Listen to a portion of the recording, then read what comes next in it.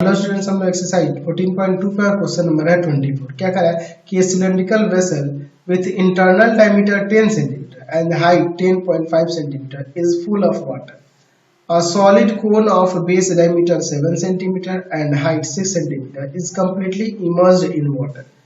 First फिर क्या करा कि find the volume of the water. पहला फर्स्ट में क्या करा कि displaced out of the cylinder, जो पानी बाहर निकला होगा क्या कहते हैं सिलेंडर से वो, और लेफ्ट इन द सिलेंडर वो, दोनों का वॉल्यूम निकालना है, जबकि पाई की जगह 22/7 यूज करना है। चलिए क्वेश्चन को पहले समझ लीजिए।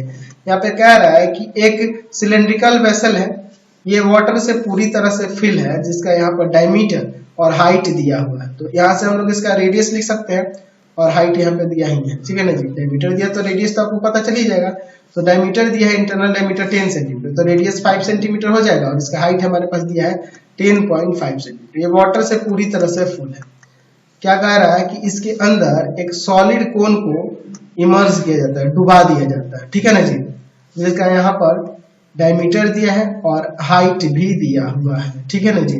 तो डायमीटर दिया तो रेडियस निकल जाएगा कि नहीं आसानी से। चलिए तो देखिए क्या कर रहा है कि इसका यहाँ पर रेडियस कितना रहता है, डायमीटर 7 है तो रेडियस 3.5 सेंटीमीटर और हाइट यहाँ पे दिया है 6 सेंटीमीटर। जब इसमें ये डुबाया जाता है तो कितना पानी बाहर निकलेगा, तो जितना इस कोन का वॉल्यूम होगा उतना ही ना पानी बाहर निकलेगा, और फिर इसमें कितना बच जाएगा, तो इसके लिए इसके वॉल्यूम में से इसके वॉल्यूम को सब्ट्रैक्ट कर लेंगे। तो चलिए यहाँ पे देखिए, radius of the cylinder, cylinder का रेडियस डायमीटर का हाफ यानी कि 10/2 सेंटीमीटर, 5 सेंटीमीटर हो जाएगा, और इसका height, height of the cylinder, cylinder का हाइट क्या हो जाएगा, सिलिंड्रिकल वेसल का हाइट वह 10.5 सेंटीमीटर दिया है। अच्छा अब देखिए, radius of the base of cone, cone के बेस का रेडियस वो हो जाएगा 7/2 सेंटीमीटर यानी कि 3.5 centimetre.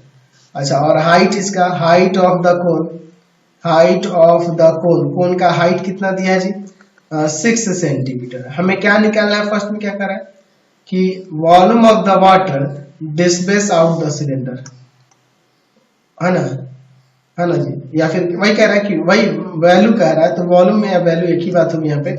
Value of water displaced, displaced by या displaced out of the cylinder, cylinder से जो आउट हुआ है उसके, तो यानी कहने का मतलब वो वॉल्यूम ऑफ कोन के इक्वल होगा, वॉल्यूम ऑफ कोन के इक्वल होगा, है ना जी। तो वॉल्यूम ऑफ कोन क्या होगा यहाँ पे देखिए, 1/3 पाई आर स्क्वायर एच।